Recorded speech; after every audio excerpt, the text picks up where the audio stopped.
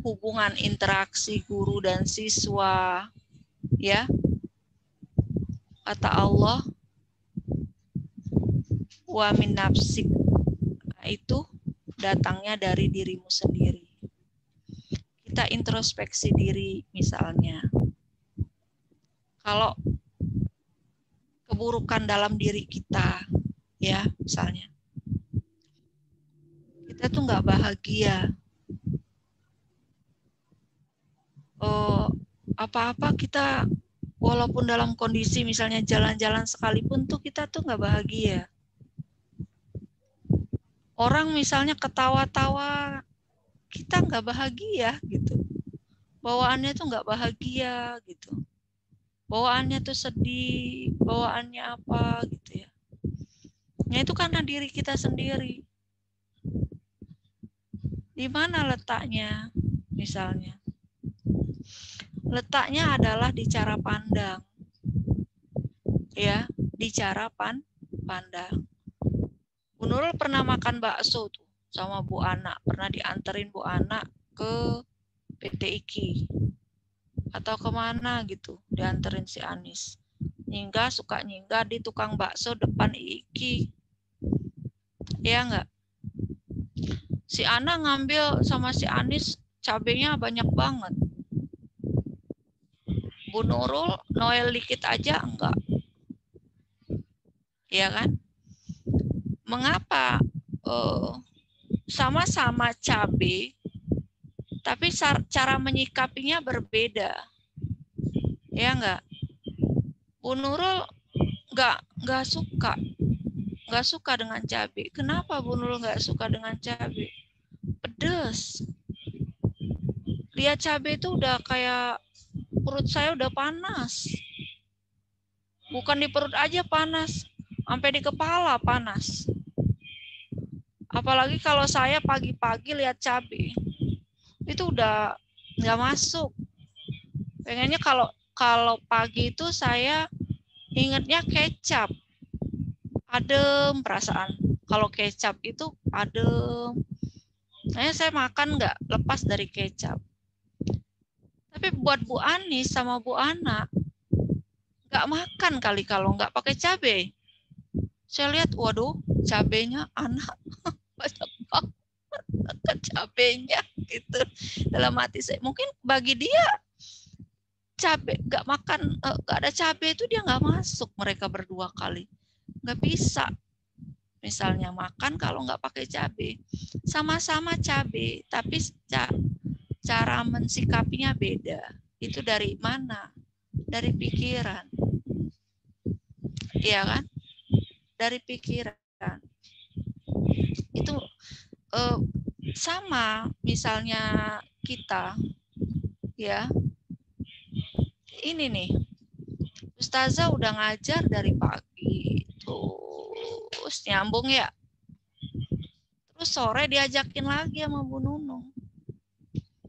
Nah, bahagia atau tidaknya itu di cara pandang. Kalau mau ngikutinnya, ini ikutin gitu. Kalau mau ngikutin fisik, kan udah pusing. Udah capek. Ya, udah capek. Suara udah setengah. Energi itu udah, ibaratnya lampu itu udah liar-liar dia. Lilin tuh udah mau redup gitu. Apalagi ba'da maghrib. Aduh, ukur udah gitu kan.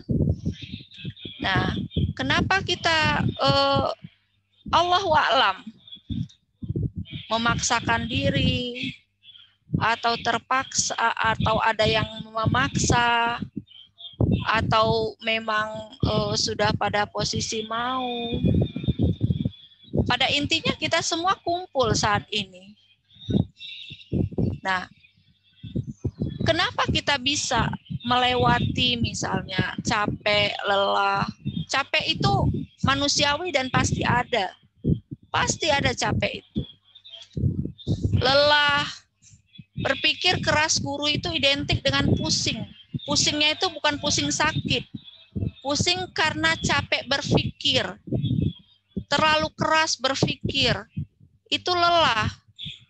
lelah fisik, lelah pikiran, kurang makan jadi lemes. Itu semua kita lewati.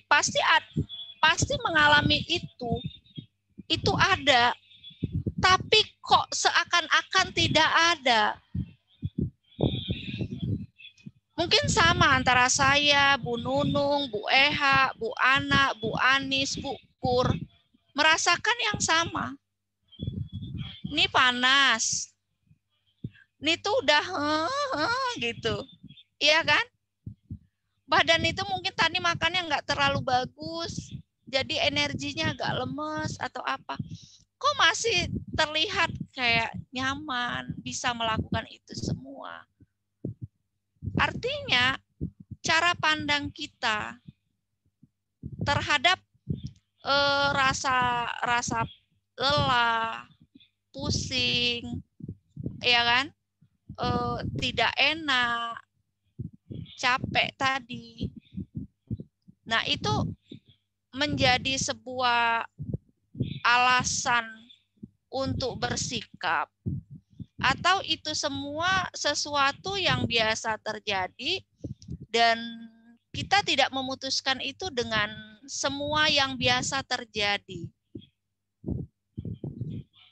Nah, ya,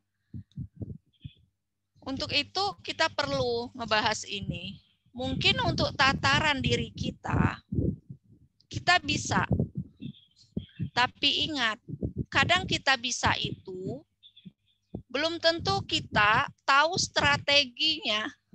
Hanya gini aja. Bisa itu karena terbiasa. Itu bisa dia. Tapi ketika ada hal baru yang datang, kita oleng gitu. Hal baru yang datang, kita oleng untuk ngepasinnya lagi, karena kita tidak tahu keberhasilan kita pada satu kasuistik menaklukkan rasa itu gimana caranya? Kita hanya trial and error. Coba, yes, berhasil. Coba, yes, berhasil. Ketika ada sebuah masalah yang baru banget, dan itu bobotnya luar biasa, kita tuh oleng gitu. Olengnya memang tanpa arah jadinya, karena keberhasilan kita itu tidak kita rumuskan. Keberhasilan kita itu tidak kita rumuskan. Hanya secara alami, yes, kita bisa melakukannya. Tidak pernah kita rumuskan. Sehingga untuk masalah baru dan masalah orang lain, kita tidak bisa menyelesaikannya. Kita bisa menyelesaikannya kalau masalahnya sama dengan kita. Tapi kalau masalahnya itu beda dan kita tidak pernah mengalaminya, kita tidak bisa.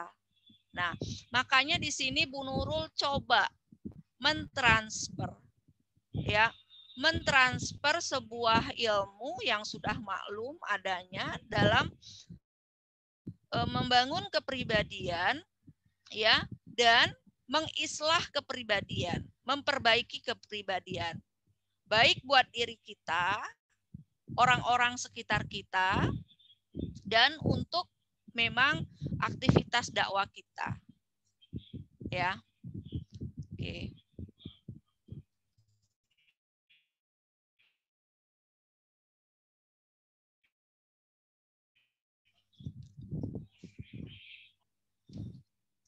Nah, di sini ya, manusia itu Allah ciptakan sempurna. Sangat sempurna. Kesempurnaan fisiknya luar biasa. Tata susunnya luar biasa. Ya, bayangkan coba kalau muka manusia dibandingkan dengan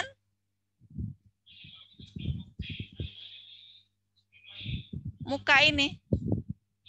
Jelas gak kesempurnaannya manusia? Jelas dari sisi fisik. Letak sempurnanya lagi di mana? Letak sempurnanya lagi adanya akal. Proses berpikir. Disitulah pembeda manusia dengan hewan. Kalau manusia tidak mampu memenuhi kebutuhan hidupnya dan nalurinya dengan proses berpikir, ya, maka dia tak ubahnya, ya, dengan ini. Berubah jauh itunya ya kamu. Slide-nya. Sama dengan ini dia. Bahkan lebih rendah. Kalau tidak menggunakan proses berpikir. Contohnya aja, misalnya. Ketika misalnya manusia memenuhi kebutuhan hidupnya. Misalnya kebutuhan hidup itu kan buang-buang, ngisi-ngisi, ya kan, istirahat itu. Butuh zat, kayak lapar, ya, haus, itu butuh zat. Mengeluarkan zat kayak kencing, BAB, keluar keringat, butuh istirahat, ya. Di antaranya itu kebutuhan hidup. Nah, kalau buang-buang aja, buang zat kayak kencing sama BAB. Kalau kita memenuhinya sesuai dengan dorongan kebutuhan itu sendiri, kapan kebelet, ada yang kebelet, kita sekarang langsung aja keluar cer gitu. Itu sama nggak sama hewan? Sama. Hewan kan begitu. Atau naluri. Di sini banyak sekali kucing. Imam itu sekarang pelihara kucing. Naluri nau misalnya contohnya. Kadang saya lagi sholat, aduh saya nggak enak hati, dah lagi sholat. Kucing kawin depan saya. Kan risih kadang lihatnya. Iya kan? Nah, itu bukti kalau manusia misalnya ada naluri, pengen marah, marah aja gitu langsung. Nah, itu sifat seperti hewan. Pernah lihat orang misalnya ketoel dikit, waduh ngamuknya selangit gitu. Iya kan? Nah, sifat-sifat seperti itu sebagai bentuk kata Allah begini, kalau tidak menggunakan aturannya Allah dalam proses berpikir, maka manusia itu seperti kera, seperti anjing, bahkan lebih rendah daripada binatang ternak. Ya, lebih rendah dari binatang ternak. Nah, sekarang ya kita bertanya, jadi apa itu proses berpikir? Ya, proses berpikir itu apa? Proses berpikir itu pelan-pelan dan rasakan ya definisinya. Ini sudah Bu Nurul mencoba untuk menyederhanakan definisinya. Berpikir itu merupakan upaya kita menilai setiap benda. Maksudnya benda itu baik atau buruk, ya, boleh diambil atau tidak. Itu maksud menilainya, ya. Jadi merupakan upaya menilai setiap benda dan ya perbuatan yang akan kita pilih, ya, yang akan kita pilih dengan menggunakan informasi yang sudah kita miliki atau pengetahuan yang sudah kita miliki. Jadi kita menilainya itu dengan pengetahuan yang sudah kita punya. Itulah proses berpikir. Misalnya begini, ini pulpen. Benda kan? Ini pulpen mau saya pakai. Ini pulpen siapa ya? Ini pulpen siapa Bu Anis? Saya nilai dulu kan. Karena pulpen ini bukan punya saya.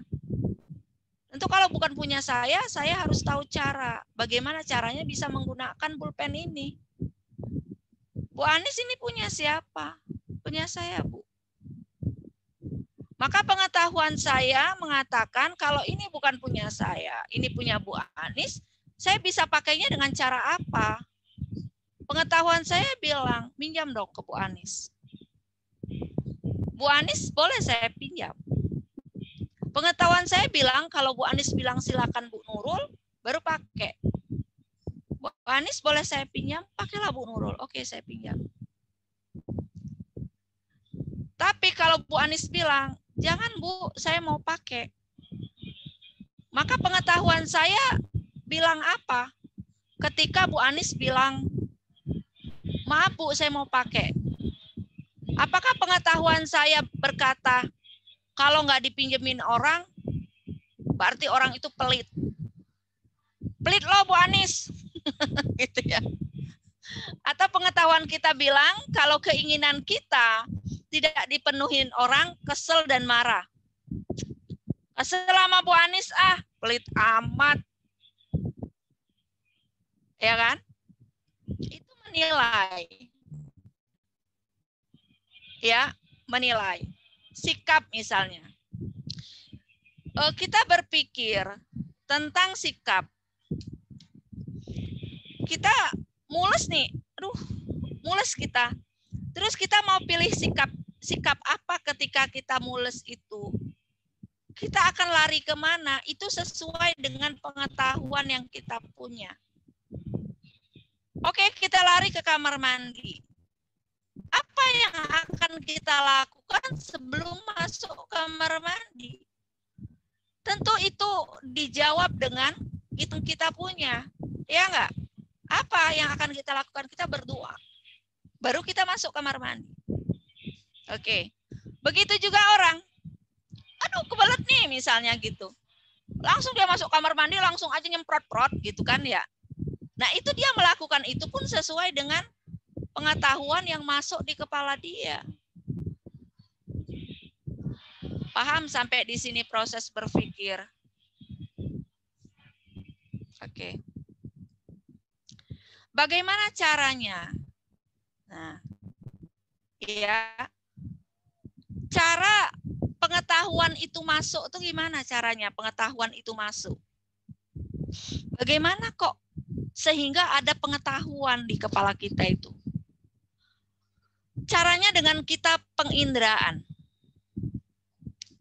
Kemudian dikirim ke otak, ya, terus disimpan. Dan proses penginderaan itu sudah mulai berlangsung, ya, sejak kapan?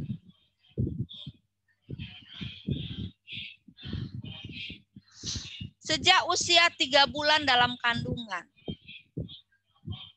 Itu langsung Allah yang memberikan pengetahuan kepada kita. Ya, Allah yang langsung memberikan pengetahuan itu kepada kita. Ketika ruh ditiupkan, ya, saat itulah ruh kita sebelum ditiupkan itu disumpah. Apakah aku adalah Tuhanmu? Kita jawab, ya, engkau adalah Tuhanku. Nah, semenjak itulah janin itu bergerak dia. Sejak usia 3 bulan, 4 bulan itu mulai kerasa geraknya. Nah, ketika dia udah merasa bergerak, maka potensi pertama manusia itu menangkap pengetahuan dengan mendengar. Jadi walaupun telinganya belum ada, potensi mendengar itu sudah ada. Menangkap apa dia? Menangkap nafasnya orang yang soleha dan menangkap nafasnya orang yang tidak soleha. Itu degup jantungnya orang yang soleha dan degup jantungnya orang yang tidak soleha itu beda. Rasain aja. Kita misalnya yang lagi tenang gitu, itu degup jantungnya itu lebih stabil. Tapi kalau kita lagi capek gitu, capek mikir, baru pulang gitu kan, itu degup jantungnya beda. Beda dengan ketika kita habis sholat gitu. Habis sholat maghrib, habis sholat isya, apalagi habis sholat tahajud. Itu beda degup jantungnya. Iya kan? Nah, manusia di usia 3 bulan itu sudah banyak mengindra melalui pendengaran dari apa yang dilakukan ibunya. Terus gitu. Darah yang mengalir, kencangnya darah, itu dipengaruhi semua oleh psikis seorang ibu. Apakah dia soleh, apakah dia soleha, apakah dia kurang soleha. Aliran darahnya itu berbeda. Dan itu dirasakan oleh sang bayi. Dan itu ditangkap terus. Sampai proses melahirkannya, cara melahirkannya, ridho, syukur, keluh, kesah, kecewa, itu ditangkap semua oleh bayi menjadi sebuah pengetahuan. Sumpah, serapah, doa, harapan, itu semua ditangkap oleh anak ketika sudah dilahirkan. Belayan, kasih sayang, cinta, kasih, pukulan, jeweran, cubitan, semua ditangkap. Ditangkap, kita tangkap semua. Jadilah pribadi kita. Ya, pribadi kita. Itu dia sudah kelihatan ada ya, sebuah pengetahuan yang kokoh dan menjadi bahan untuk menilai ketika usia 7 tahun. Dalam bahasa psikologi critical area. Jadi dia sudah ada pengetahuan untuk menilai. Sebelum 7 tahun, dia belum kokoh. Pengetahuannya itu sudah ada, tapi belum kokoh untuk menilai sesuatu. Sehingga sebelum usia 7 tahun ini, dia lebih menyerap, menangkap. Makanya dalam sebuah penelitian psikologi, usia 8 tahun itu 80% kecerdasan anak manusia dan kepribadian anak manusia terbentuk di usia 8 tahun. Karena daya serap dia diserap secara total dan tidak ada penolakan-penolakan dari dalam dirinya, diserap full sampai usia 7 tahun. Nah, bayangkan ibu-ibu sekalian, selama itu pengetahuan itu sudah ada dalam diri kita. Sekarang berapa usianya? Yang seusia sama saya 40-an. Seusia sama Bu Kurnia mungkin 30-an. Seusianya Bu Eha, Bu Anis itu misalnya 20-an. Selama itu pengetahuan ada dalam benak kita. Dan dia menjadi menjadi sesuatu, bisa menerima, bisa menolak sesuatu yang masuk dalam pemikiran kita. Paham ya pengetahuan ini ya? Sampai di sini prosesnya paham? Paham. Nah, insya Allah paham Ibu. Iya. Jadi batasnya sampai kita menjadi pribadi seperti ini, itu dipengaruhi pengetahuan yang masuk dalam diri kita. Pengetahuan itu dia bisa masuk melalui sebuah pola asuh,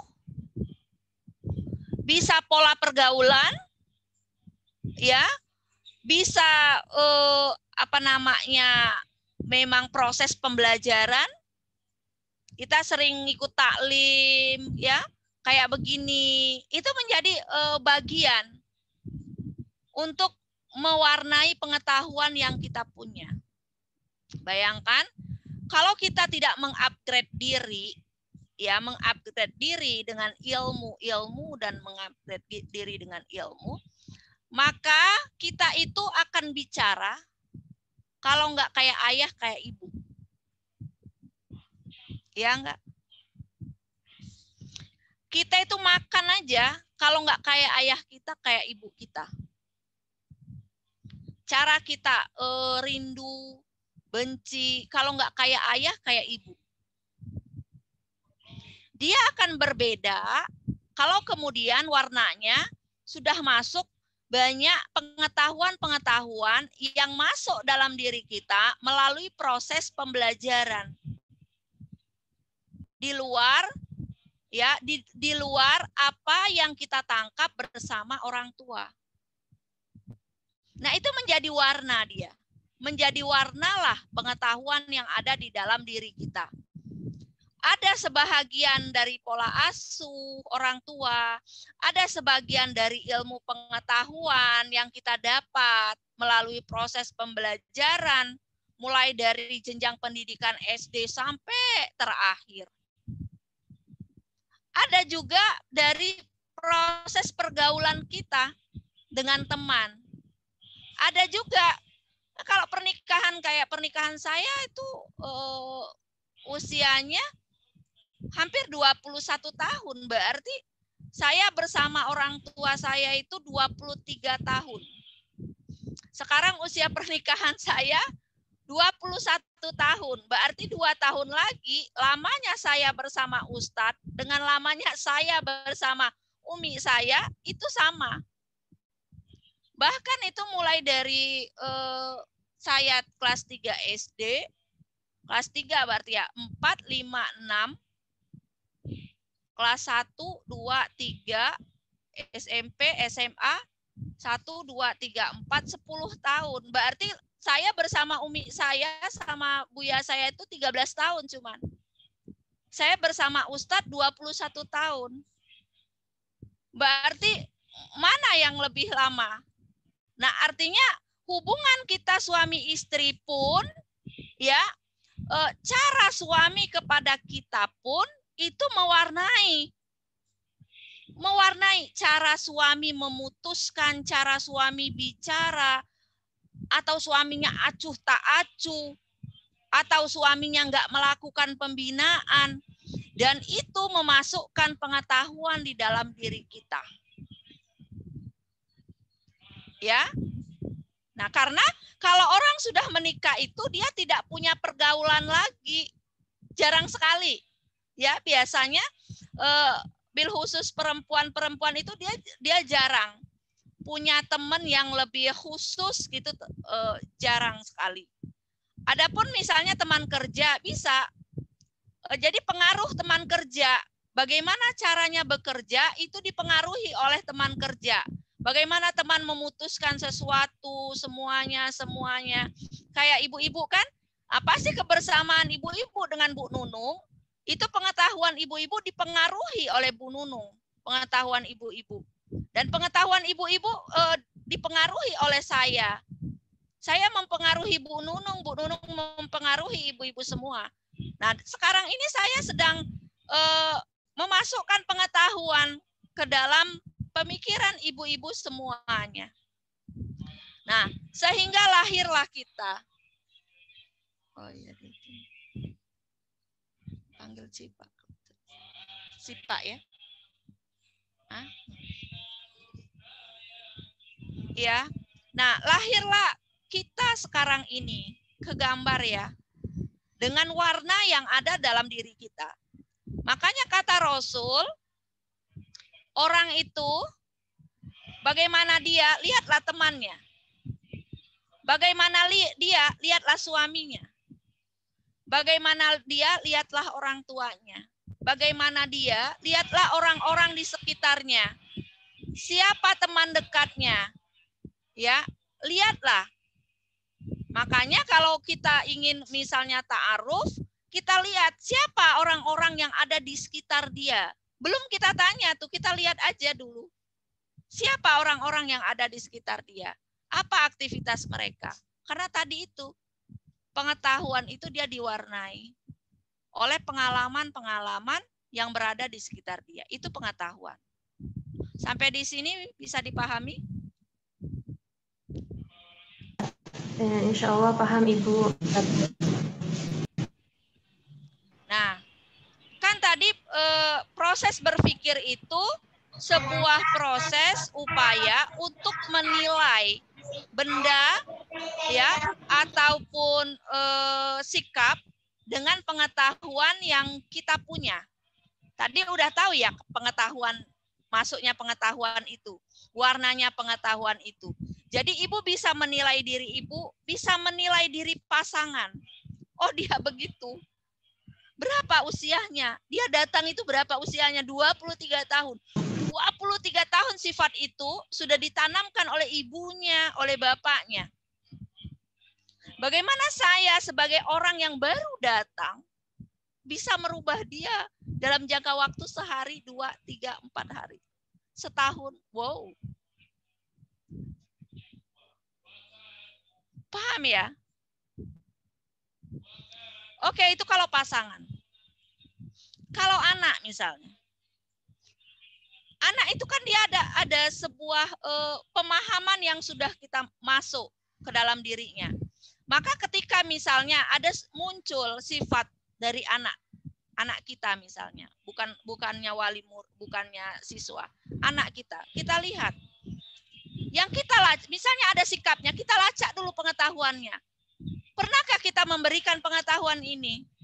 Adakah pengetahuan ini di lingkungan keluarga kita? Kita lacak-lacak. Oh ternyata ada, sayalah sumbernya. Oh mungkin dari ayahnya, mungkin dari saudara-saudaranya, mungkin dari siapa yang ada di sekitar dia. Oh ternyata lost control dari HP. Kita lacak pengetahuan, kok bisa lost control? Lost control. Kenapa bisa lost control? Oh berarti itu saya penyebabnya. Jadi kita lacak pengetahuan itu. Ya, oh dia melakukan ini itu karena sudah 14 tahun loh ya. Santri datang sama kita usianya 14 tahun. Kalau MTS itu berapa ya Bu? 11, 12 ya? 12 lah ya. 12 ya. tahun. 12 tahun. 12 tahun pengetahuan itu ada di dalam dirinya. Tentu anak-anak MTS itu penerimaannya kuat, penolakannya kuat.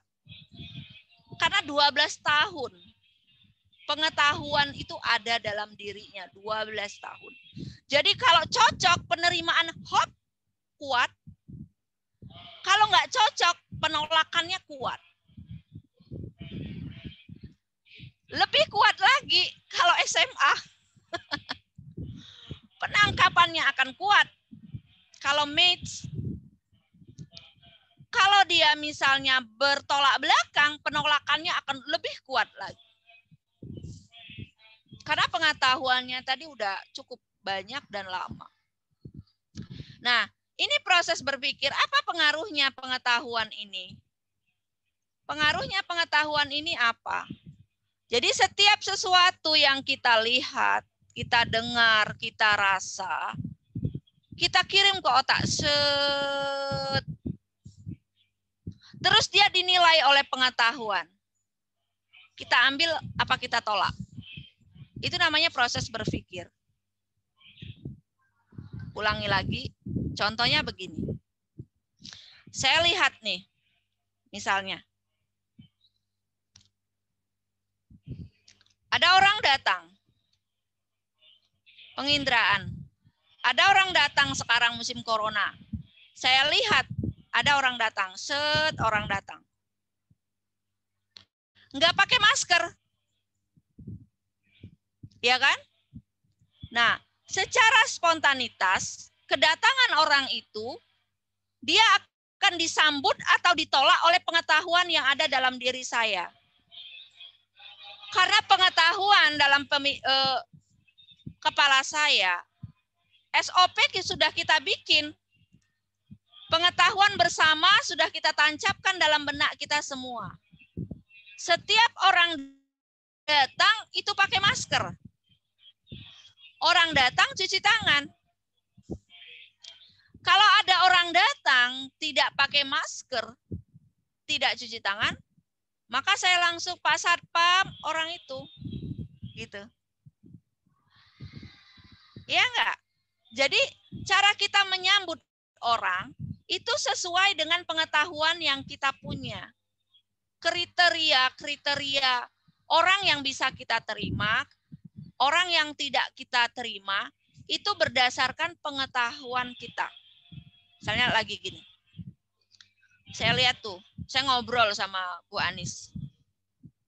Tiba-tiba ada yang datang tuh, bicara, ya bicara kan.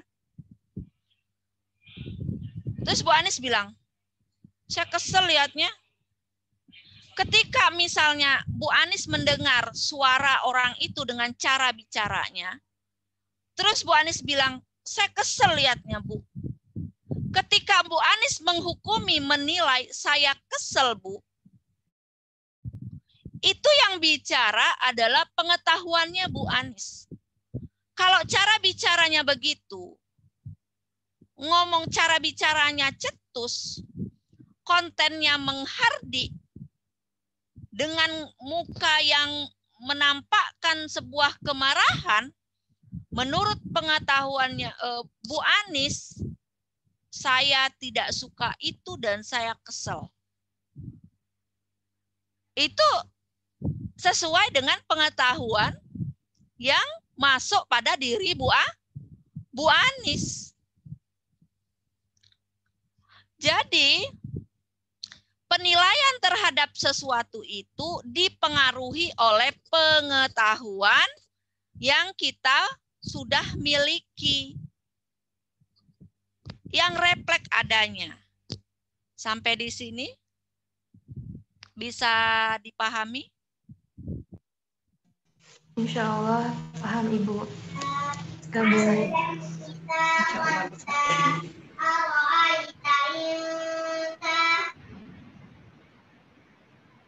Nah, itu speakernya bisa matiin dulu nggak tuh? Ya, oke, makasih. Pengetahuan itu dia ada dua. Dia bisa membentuk pemikiran, ya. Nah, pemikirannya ada yang positif, ada yang negatif. Jadi pengetahuan itu dia masuk ke bawah, itu ada yang tadi positif, ada yang negatif. Kalau misalnya kita punya pengetahuan yang positif, kita punya pengetahuan yang negatif.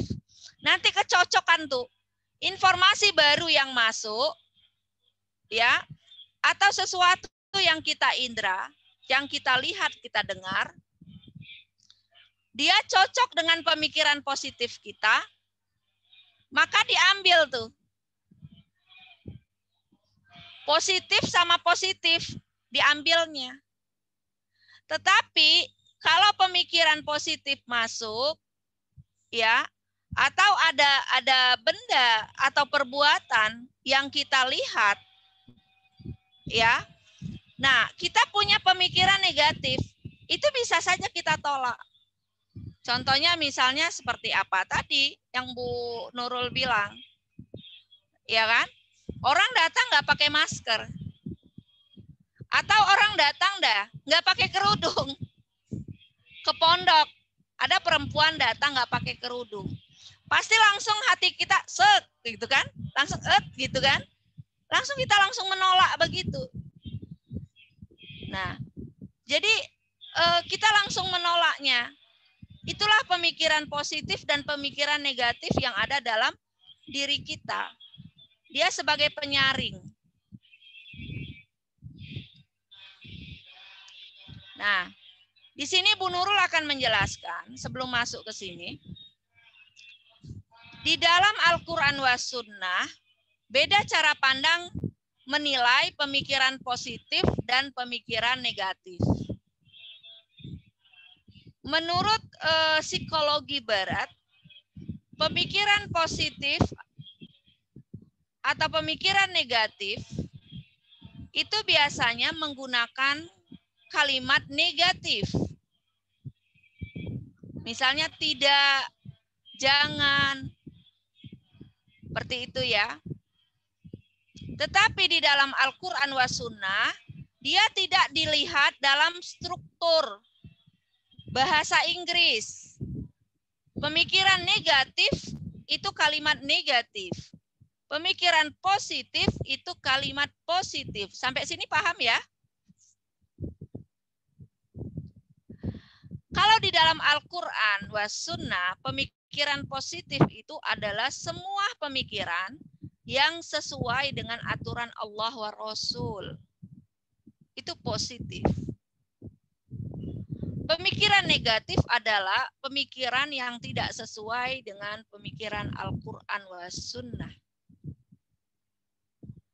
Clear sampai situ ya? Karena nanti ini akan digunakan ya pembeda berikutnya. Jadi kalau nanti dalam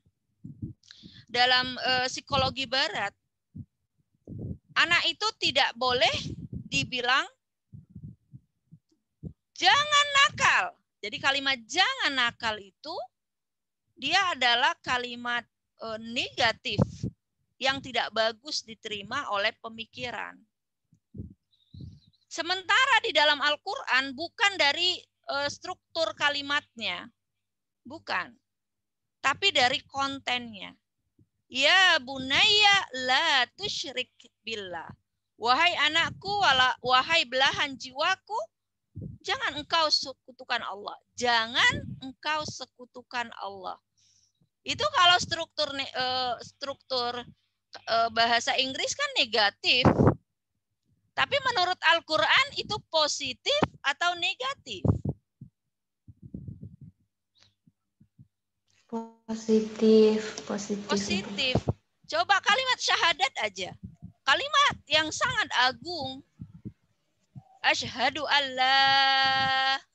Sudahlah. Asyhadu alla. Sudahlah dia. Ya kan? Asyhadu alla ilaha illallah. Kan udah kalimatnya udah menidakkan Tuhan selain Allah. Itu kan positif. Tapi strukturnya kalau menurut bahasa Inggris negatif. Sampai di sini pembeda antara pemikiran positif dan negatif menurut Al-Quran wa Sunnah dan Barat bisa dipahami? Insya Allah sudah Ibu. Ya, jadi apa itu berpikir positif? Berpikir positif adalah cara berpikir secara logis yang memandang sesuatu dari sisi positif, baik terhadap diri sendiri, orang lain maupun keadaan lingkungan. Kita gini, saya bisa. Insya Allah saya bisa melakukannya. Saya senang. Saya senang karena saya mendapat ridho Allah. Misalnya gini. Dulu kalau perjalanan dari Ponorogo itu ke Palembang, kalau nggak salah sehari semalam, 1 hari 1 malam, kalau saya nggak salah. Bener nggak Bu kira-kira Bu Nung? Sudah lama sekali 32 tahun. Iya betul Bu. Ya, Bu Nunung kan Pak Agus orang Ponorogo. 1 hari 1 malam. Bagi orang yang namanya Nurul Hikmah naik mobil itu, ibu-ibu yang pernah lihat saya naik mobil, kita ke Kuningan, kita ke Serang, itu nggak pernah saya ngobrol gitu, kecuali sama Bu Nunung. Itu Bu Nunung pinter buat saya nggak tidur. Biasanya kalau saya sudah sama Anis, sama Rinda bertiga apalagi, waduh begitu mobil jalan saya tuh merem. Betapa tersiksanya saya di mobil itu sebetulnya. Perasaan hati saya enak, mual, pusing. Aduh, ya bayangkan saya kalau sudah kepikiran mau pulang, ingat perjalanannya, aduh, nggak bisa saya tuliskan dengan kata-kata. Perjalanan dari Ponorogo ke Palembang itu. Tapi rasa rindu sama Buya saya, sama Umi saya itu menghilangkan semuanya. Menghilangkan rasa takut di mobil, pusing, mual, ketersiksaan. Itu sudah dianggap memang sesuatu yang harus saya lalui ketika saya memang harus bertemu orang tua. Sering nggak kita begitu? Jadi berpikir positif itu, dia tidak menghilangkan fakta adanya sesuatu yang buruk berada di dekat kita. Ya, jadi jangan kira berpikir positif itu pada faktanya memang zero dari rasa sedih, cemas, capek, tidak enak. Tidak ada. Tidak ada. Bahkan Rasulullah Shallallahu Alaihi Wasallam bersabda, hidup itu bagaikan rentangan, ya. Hidup itu bagaikan rentangan cobaan yang menghampar. Bayangkan, Bu. Hidup itu bagaikan rentangan cobaan yang menghampar. Bayangkan Ibu kalau berdiri, Ibu di tepi pantai, taruhlah hamparan kehidupan Ibu itu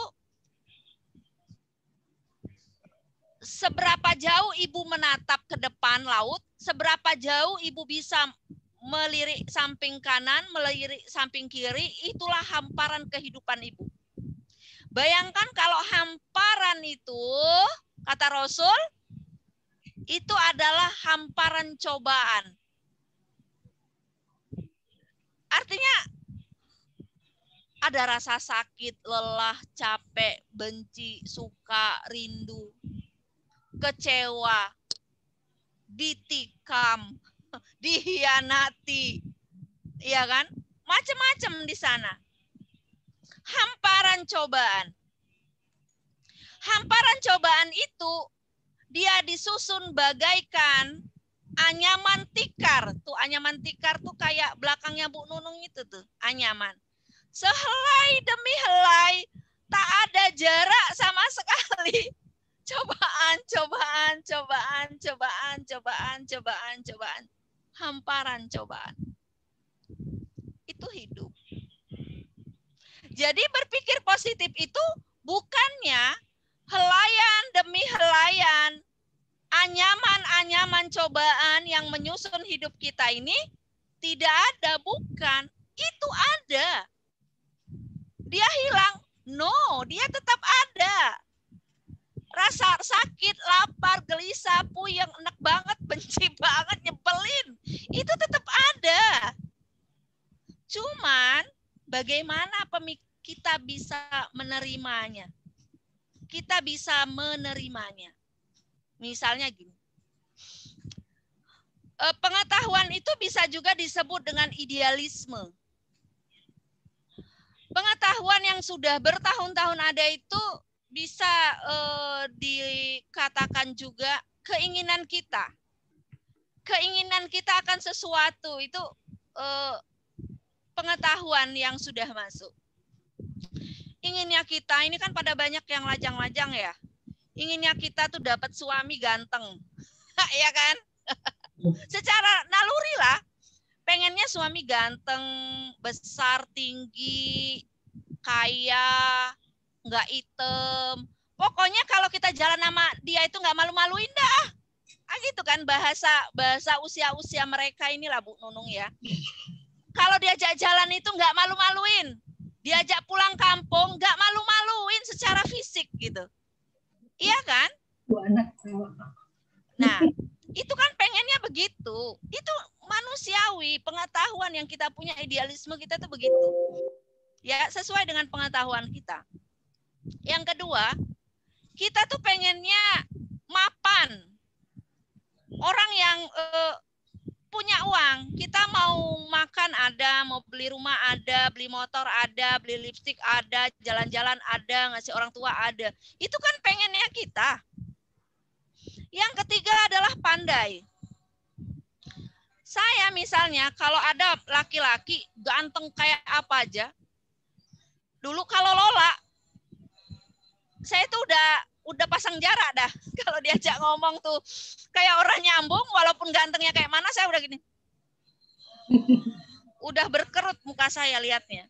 Udah berkerut gini. Pengennya tuh pandai. Jadi ganteng, kaya, pandai, nyayangin. Sayang sama kita. Sayang kata perempuan itu diajak ngomong dengerin gitu. Kalau diminta tolongin cepet. Ambilin ini, ambilin itu, ambilin ini, ambilin itu. Itu pengennya perempuan tuh gitu karakter suami. Ya. Terus mau kemana aja dianterin. Mau ke pasar dianterin, mau ke salon dianterin dan ditungguin. Ya kan, kemana-mana dianterin, pokoknya mau kemana aja dianterin.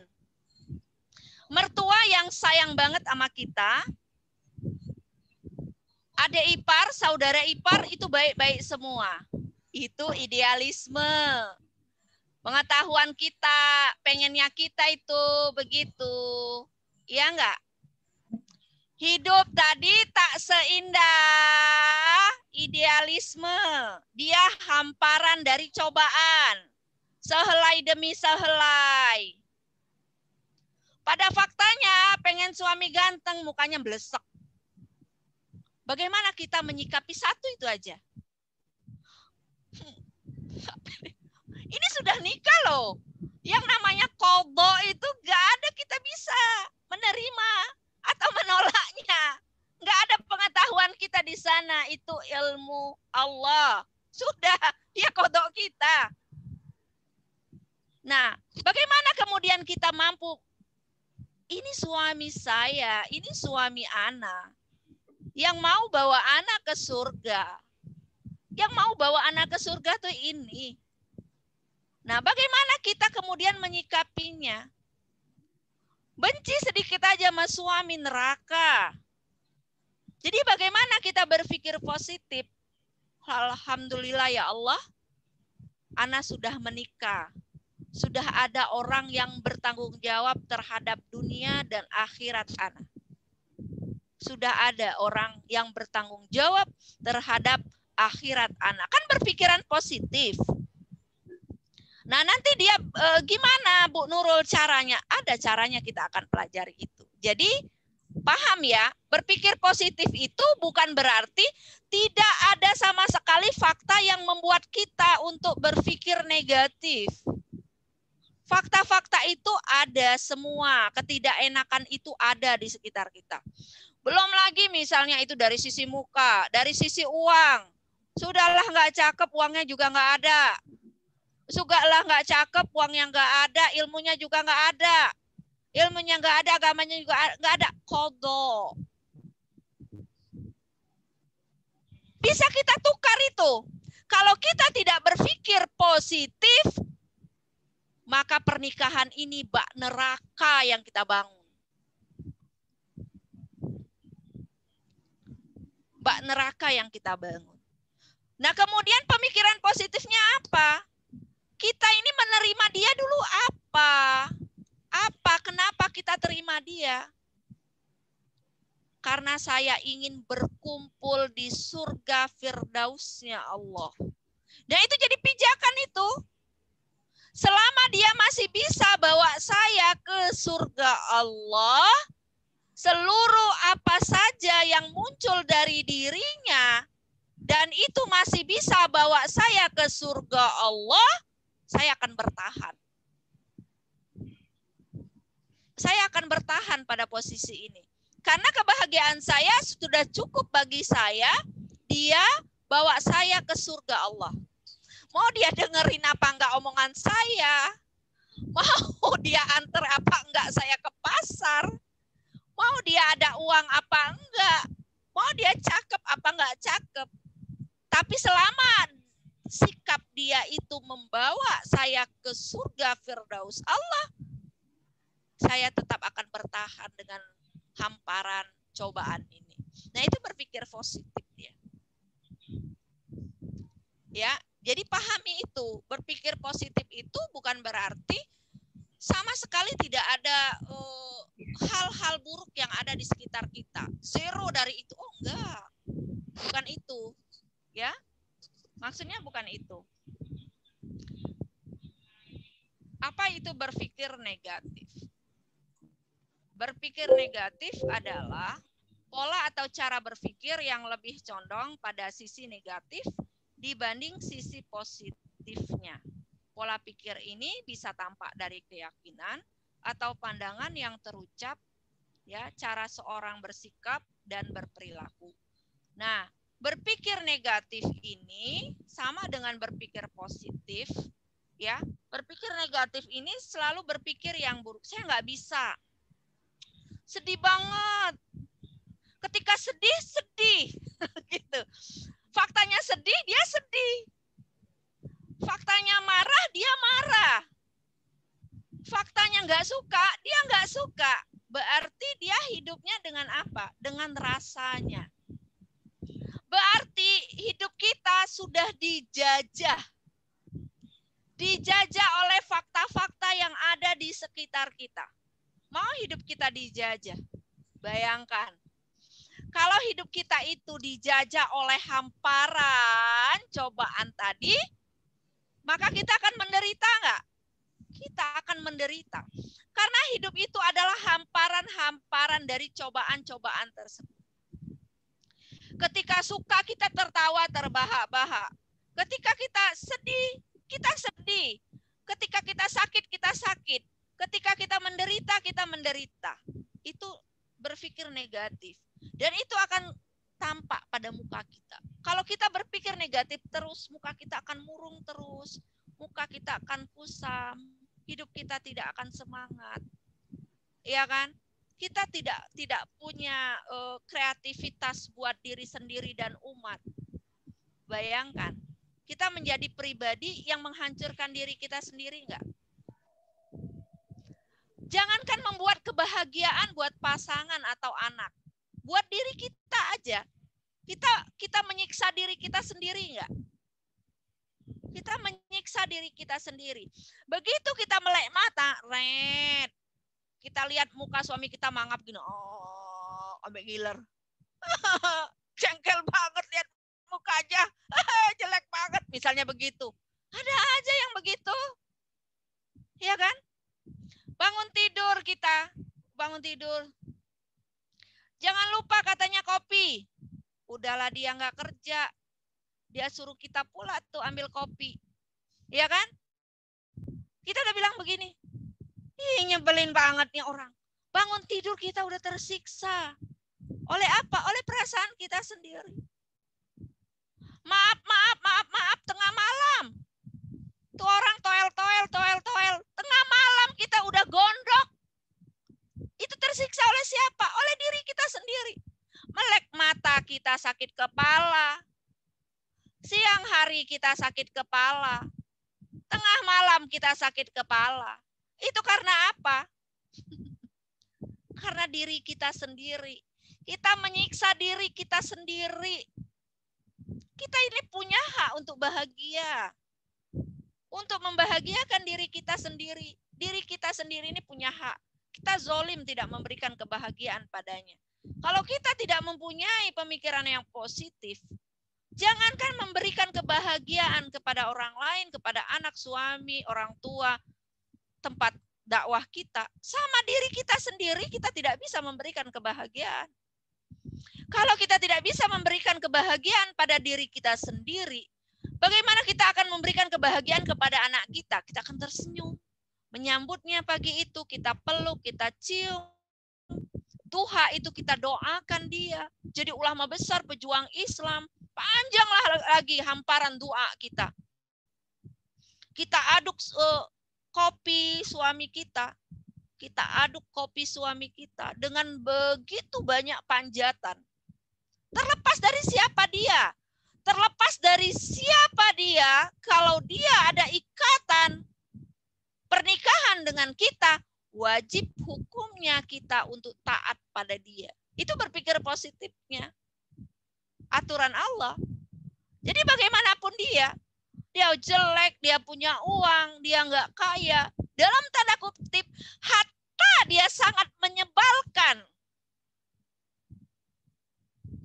Kalau masih ada ikatan itu, maka kita tetap berpikir positif.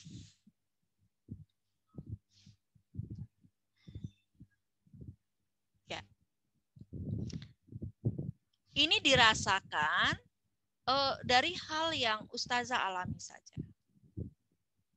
Nah, ini tadi Bu Nurul sudah jelasin, ya, dampak dari berpikir positif. Kalau kita positif, kita lebih kreatif, solusi tergambar, wajah tambah cantik, orang-orang suka sama kita, anak-anak suka sama kita.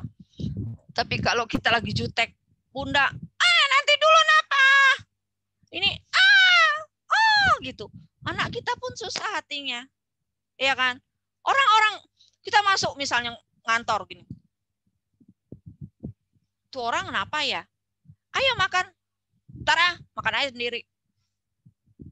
Manyun aja. Orang nggak suka, nyebelin. Kalau saya punya teman dulu baperan, pusing saya. Udah dah, males banget saya kalau temenan sama orang baperan. Ngomong dikit saya salah. Saya bicara sama orang lain salah, baper. Saya misalnya lebih cepat melangkah salah, baper. Nyebelin, orang baperan tuh nyebelin. Perempuan baperan itu nyebelin suami, sangat menyebalkan. Nah, itu hati-hati kalau punya sifat baper. Kalau pengen disayang, jangan baperan. Nyebelin orang, nyebelin suami. Sehari 2 hari mah seneng dia, setahun mah gendek. Ya kan? Gendek. Nanti suami salah ngomong, ngambek. Suami nggak dengerin omongan kita, ngambek. Suami lambat dikit, ngambil piring, ngambek. Jemuran nggak diangkat suami, ngambek. Nah, habis waktu. Sangat menyebalkan. Orang yang positif itu mengundang lebih banyak peluang dalam hidup. Kalau orang senang, peluang tuh banyak. Peluangnya apa? Kalau istri senyum, senang, memberikan aura positif sama suami. Gak apa-apa, Bang. Kan hari ini belum dapat kerja, mungkin besok. Gak dapat juga, mungkin besok. Saya cerita sama Aziza, saya pernah tinggal sama orang yang sangat miskin sekali. Suaminya tuh sakit, nggak kerja. Anaknya tuh baru 1. Suaminya sakit hernia, nggak bisa kerja keras. Istrinya itu PNS, ibunya istri marah. Kamu nih gimana sih? Perempuan kok ngidupin laki-laki? Gimana nggak jelas?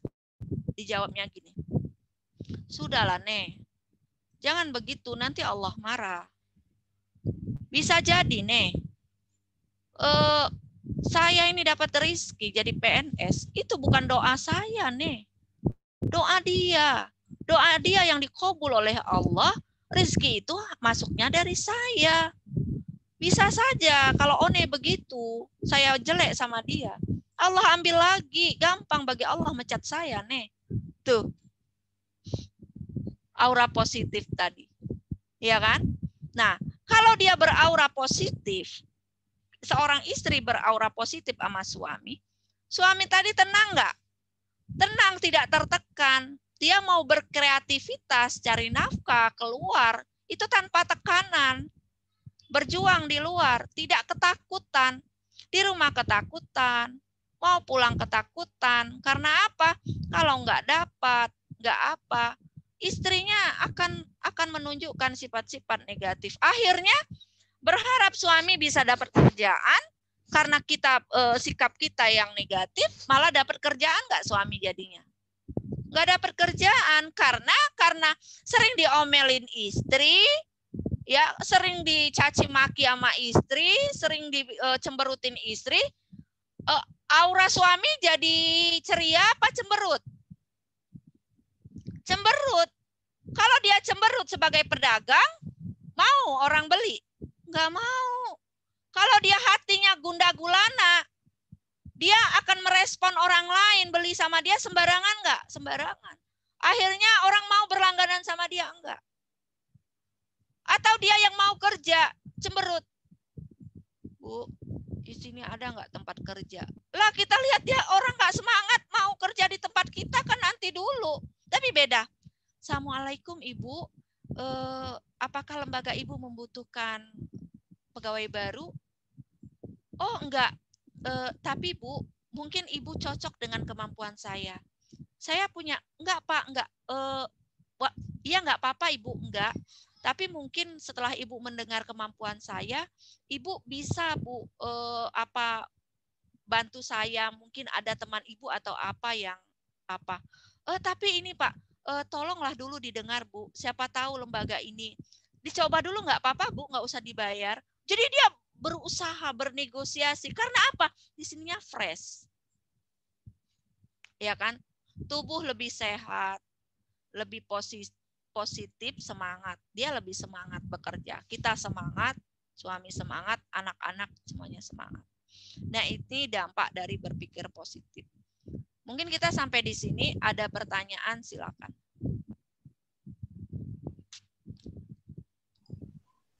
Ya. Silahkan Ibu-Ibu kalau ada yang mau ditanyakan. Nanti ini sampai bisa menghayatinya, menjelaskannya, memberikan contoh, dan mengamalkannya. Jadi nanti Ustazah, Bu Nunung suruh punya diary. Dalam seminggu ketemu Bu Nurul, tulislah pengalaman.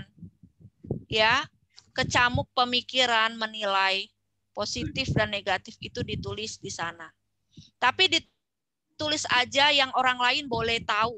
Yang orang lain nggak boleh tahu, nggak usah ditulis di sana. Hal-hal contoh aja, ya, buat interaksi apa gitu, ditulis aja di sana. Yang orang lain boleh tahu, hal-hal umum-umum saja.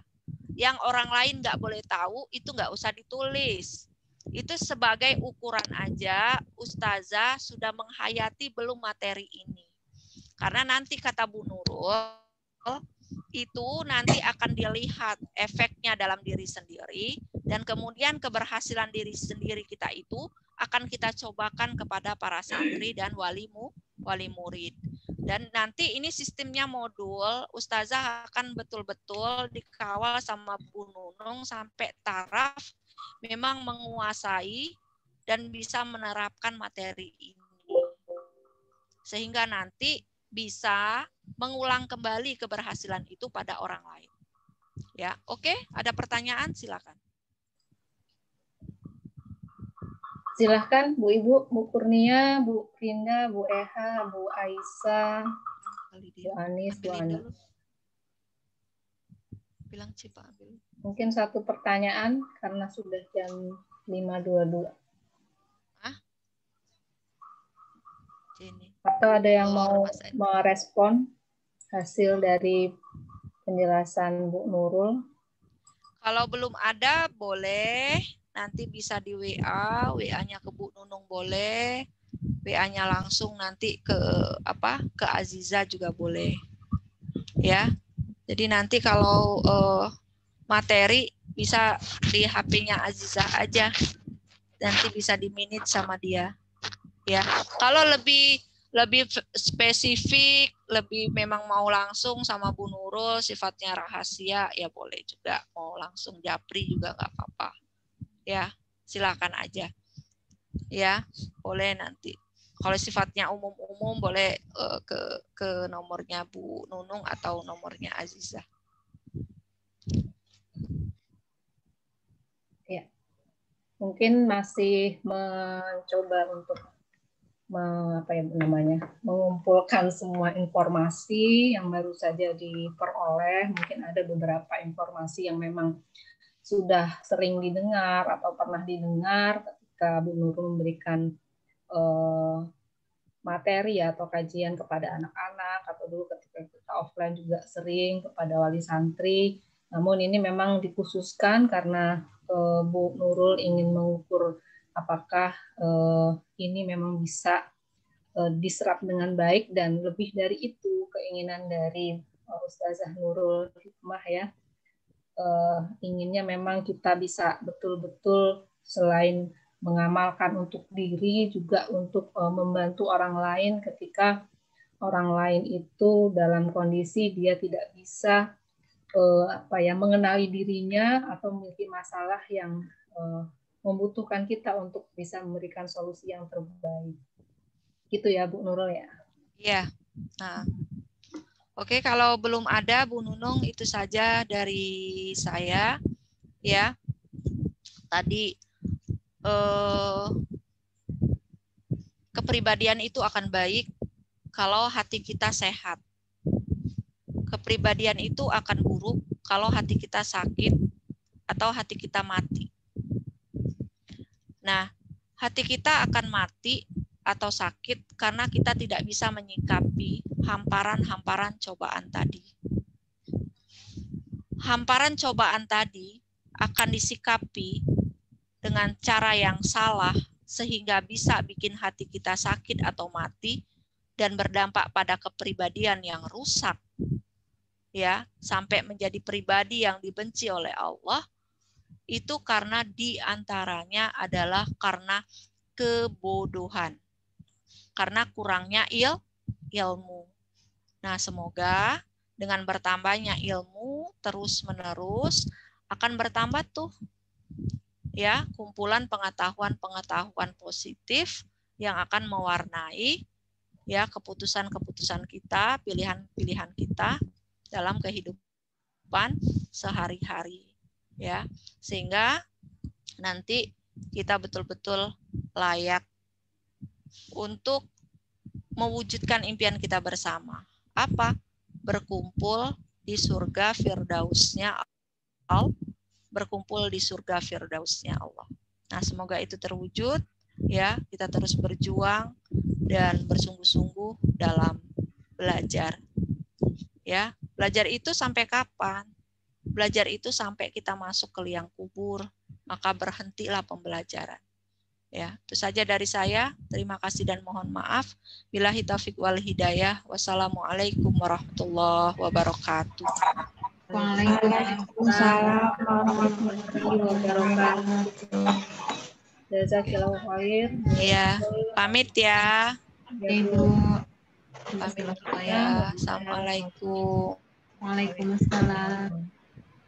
Ini Bu Nurul nih operatornya pergi jadi nggak bisa matiin sendiri. Live aja Bu.